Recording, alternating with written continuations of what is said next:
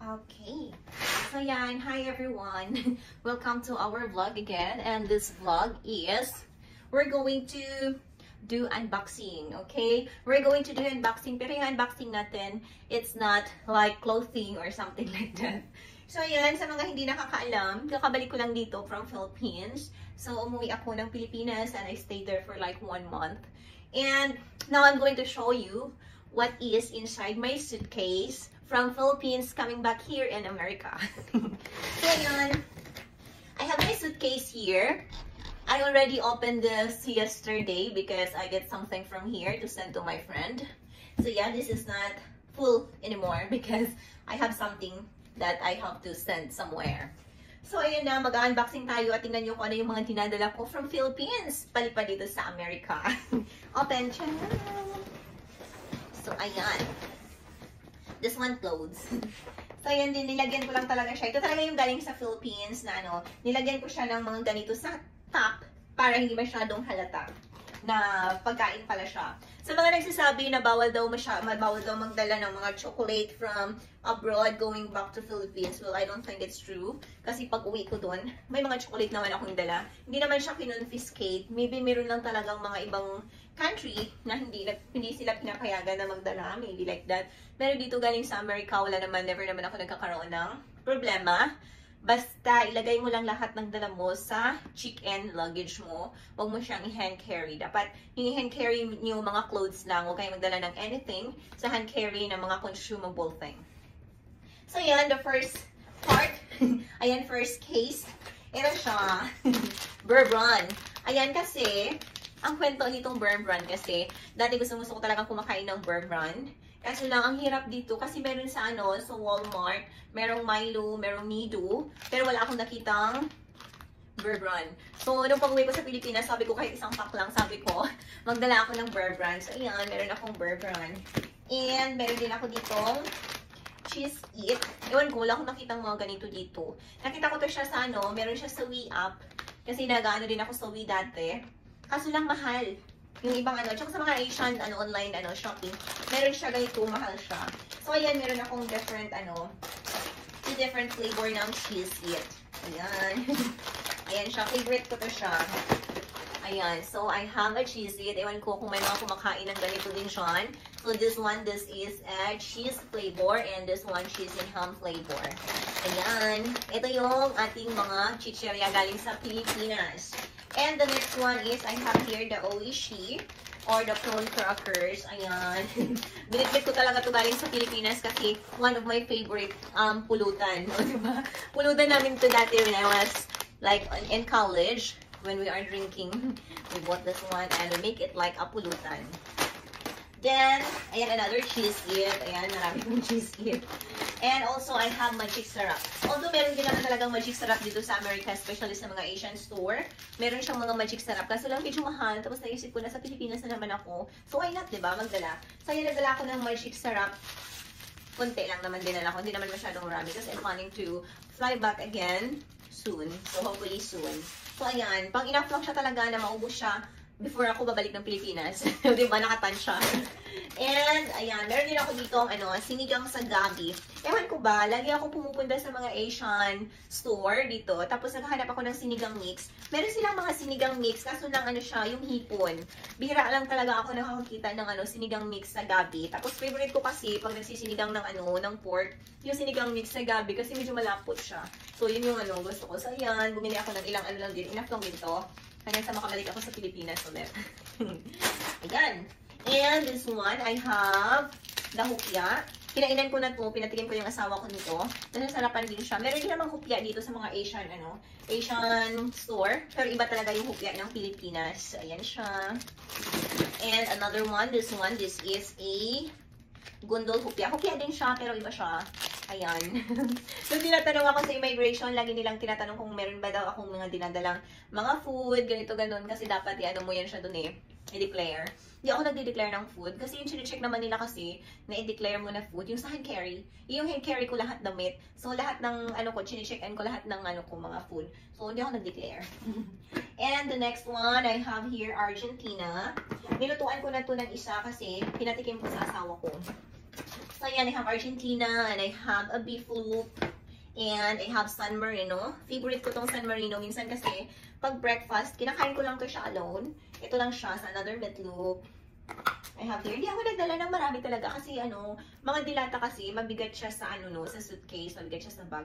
Hindi ako nagdala ng marami kasi alam ko naman na ako lang ang kakain ito dito. So, hindi masyadong mabilis maubos. So, ayan, I have another San Marino here. I have another beef loop. And I have another meat loop. Alam niyo ba dati, nung elementary pa ako, nagbabaon kasi kami lagi papunta sa school. Tapos, pag pupunta kami sa school, yung baon namin lagi is rice. I mean, yung kanin na mais, or minsan bihira lang yung rice, NFA, ganon. Tapos, yung ulam namin is tuyo. Tapos, meron akong noon, mga classmate, na nakaluwang-luwang sa buhay. Yung ulam nila, yung mga ganito, yung mga Argentina meat loop, or beef loop, something like that. So, feeling ko talaga, ang sarap-sarap ng ulam nila, ang yaman-yaman nila. Yung ganong feeling, ganong level talaga. Na, ang sarap ng ulam nila sa aking tuyo lang. O di ba, naloka, as in. Aminin na natin, noong mga panahon talaga na kabataan ko, naiingit talaga ako. Na kayo magkaila, hindi nyo din na-feel yan dati. So, yun, naiingit ako sa kanila. So, yun yung parang ginagawa kong motivation na, someday, lahat ng gusto kong kainin, makakain ko talaga yan. So, ayan, diba, nagsipag si ate. So, ayan na siya. Meron na naman siyang mega sardines. Merong mga sardinas dito sa sa America. Meron silang own version ng sardinas. Dito na ba masarap for me? So, ayan, nadala ako ng mga sardinas. I have 555. And another San Marino, another meat loop, another meat loop. So, ayan, tapos na yung first side. Then, ayan, alam ko may mga manunood dito ng mga classmate ko dati sa elementary. Yung mga masasarap ulam nila. Ayan. Hello, sa akin tuyo lang. Diba? Yung mga ganong level talaga. Yes, nakakaingit kayo. And here, sa next, natin, meron akong fish cracker. Gusto ko sana magdala ng maraming fish cracker kasi favorite ko talaga to. Kasi lang, nung pumunta kami sa supermarket kasi sa sa mall, wala akong nakita na yung maliliit na pouch. So, malalaki lang siya. So, ayan yung dinala ko, dalawang lang, fish cracker. Pero malalaki naman. So, hindi ko naman siya maubos ng isang kainan. So, pag i-open ko siya, ilagay ko lang siguro siya sa sa Tupperware na close para hindi siya lalambot or something like that. And green bean.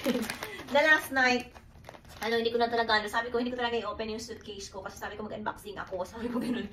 Kaso lang, parang natatakam talaga ako. So, ayan, dalawa sana to, yung isa kinain ko na last night. So, naubos ko. Ayan siya, my favorite Randy. Wala din siyang maliliit na pouch that time, so malaking pouch yung kinuha ko. And another cheese it. O, di ba halatang hindi ko favorite ang cheese it. Another cheese it here. Another one. And another one. Ayan. And another oishi. Different flavor naman siya kaysa sa kanina. And, ayan. Meron din ako mga binili from Bongbongs. Ayan siya. I think walang bongbong sa Manila. So, meron lang siya sa meron siya sa Visayas. Ayan. Marami siya doon. May bongbongs kami. And this one. Oh my God. Nadurog na siya. Nadurog na ang aking foodie. Okay lang yan. Pero masarap pa rin naman to. And this one, another one. Ano siya tawag nila dito? Half Moon. Masarap talaga to, promise. Bongbong's siya, product. And of course, hindi mawawala ang ating tiyaya. Ayan. Dati, nung pagdating dito ng friend ko galing sa Philippines, classmate ko siya, pinasalubungan niya kasi ako ng piyaya. Tapos, pinatikin ko sa asawa ko. Ayun, nagustuhan siya ng asawa ko. So, this is one of my husband favorite from the Philippines. So, ayan. Piyaya. Hindi ako nagdala ng marami din dahil inisip ko kasi yung bagahe ko. Kasi hindi ako hindi ako nag-order ng ng another bag. So, isa lang. So, tinipid ko yung sarili ko. Tinipid ko yung dala. Pero ayan, worth it na to. And ayan, meron din akong raisin cookies from Bongbongs ulit. Wala kasi ito dito. Meron namang mga cookies. Pero iba talaga yung gawang Pilipinas. And this one is my favorite talaga. Dati pumunta ako doon sa malapit dito sa Filipino store. Meron silang lubid. Lubid-lubid kasi tawag dito. Kaso lang iba din yung lasa kaysa sa dito. So, ayan, bumili ako ng dalawa kasi hindi siya bet ng asawa ko kasi matigas. Pagka matigas siya, so hindi siya masyadong bet ng asawa ko. So, dalawa lang, for me lang siya. And another piyaya. And of course, the polvoron. So, ayan, polvoron from Bongbongs din siya. So, ayan. Ang dami kong foodie. And dito, ayan, another polvoron from Bongbongs. And ayan, yung laman dito is this one. Biyahing na naman to. Philippines from Jamaica. The last time, yung friend ko na nagbigay nito, teacher ko sila sa college. Tapos, pinadala nila sa friend ko. Ano siya? Paglagyan mo siya ng tubig, lalabas yung face. Tapos ito, ayan na yung face. Complete family. Sobrang ano to sa akin. Hindi ko to siya talaga gagamitin. Pang display ko lang to. Kasi, ito talaga yung first ever picture namin na magkasama kaming tatlo. Na yung parang formal. Ayan. Me. And pumunta talaga kami sa sa studio para magpa-picture. Kasi gusto ko talaga meron kaming picture. So, ayan. Star, know that you are love. From Adi. Adi means tatay or father. And Ayi means mother or mama and madam. And their kids, DJ and Aki. Thank you so much sa effort. Ayan, sobrang na-appreciate ko to talaga. Ayan. Yung isa nito, dalawa to binigay nila. Yung isa iniwan ko kay Princess. Kasi for Princess yan siya. And, ayan, meron pa silang mga ganito. Ang hilig kasi nila talagang magbigay ng mga pa-souvenir ng ganito. So, thank you so much. Sobrang na-appreciate ko talaga. Kilala niyo na kung sino kayo. Ayan. Ito pala napasali lang to dito kasi naghalungkat ako ng mga gamit ko doon. Kasi meron akong mga gamit sa Manila na naiwan. Naghalungkat ako tapos ayan, nakita ko siya. Nakita ko siya doon. Naiwan ko pala to siya doon. Siguro alam mo na kung kaninong writing yan. Kaninong writing yan. So ayan. Tchanan! Ito yung naman ang suitcase ko. Tchanan! Letter yan siya. Love letter yan siya from my teacher. Nestle J. Colonna. Ayan, love letter. Binitlit ko siya dito kasi binasa ko siya ulit. Nung nakita ko, binasa ko siya ulit. Tapos ayun, na-touch pa rin ako. Na-touch. And this one, ayan, nakita niyo yun siya, yung dito sa mag. Ayan siya. Andito sa mag, tapos meron dito. Galing ko siya sa aking friend, my friend from Philippines, of course. Si Charlene talaga yung nagdala nito sa akin. So, ayan, meron akong panglagay sa aming wall.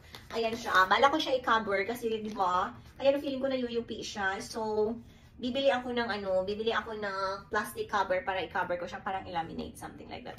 Ang ganda niya, di ba? Yung family picture namin.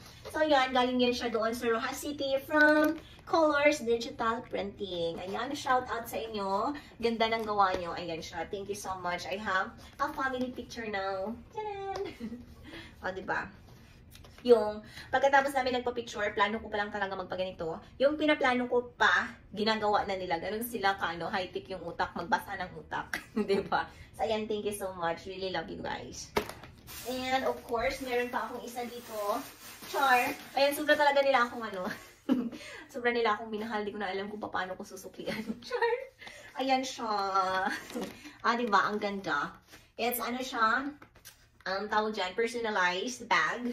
Ayan. Ang ganda niya. Ayan, nakalagay talaga yung name ko. At ito talaga, napaka-siya talaga to. Siya yung tao talaga na may mga ganito-ganito. Talagang si to. Kilala niyo to. Si Ma'am Nestle talaga yung may mga ganito-ganito na mga paano style. Ganun na ganun siya. So, ayan. Sobrang ganda. And first, sabi ko na gagamitin ko to siya talaga pag mag-vacation kami. Buong family. Ayan. Gagamitin ko talaga to siya. Ang ganda niya. Tingnan niyo, native siya. Native bag siya. Ang ganda niya, promise. So, ayan. May-use ko talaga to dahil gagamitin ko talaga to. Ayan siya. So, kung saan man to pinagawa dyan sa Rojas City, ayan yung bag na gawa nyo, yung personalized bag na gawa nyo. Andito na siya. Nakakarating na siya sa Amerika. Igagala ko pa siya soon. O, diba? Hindi ko kasi alam kung saan nila to pinagawa. Pero alam ko, personalized to siya na doon. Pinapagawa nila sa Rojas City. So, ayan. Nandito na po yung bag na gawa nyo. Nasa Amerika na siya ngayon. Sana wala. So, ayan. Thank you so much po. Thank you so much sa paggawa nyo nito. Thank you so much na nag-effort talaga. Madam, thank you. So, ayan na yung laman ng ating vlog. Yun na siya. Dito na nagtatapos ang ating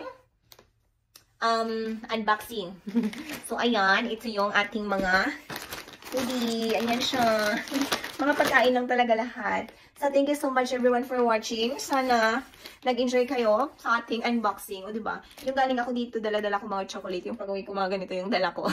Nakaka-relate din naman siguro kayo, diba? So, yan na lang po nakaka-relate yung mga umuwi ng Pilipinas tapos bumabalik abroad. Na yung dinadala nyo ng pagkain, yung mga galing sa Pilipinas na. Hindi ako nagdala ng tuyo kasi ang dami kasing tuyo dito sa malapit kasi kami sa mga Asian store at ang daming tuyo.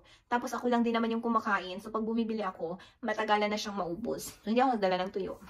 Kung pwede nga lang sana magdala ng talaba, tapos magdala ng mga isda na fresh. Yun sana yung bitbitin ko kasi hindi pwede. So ayan, thank you so much everyone.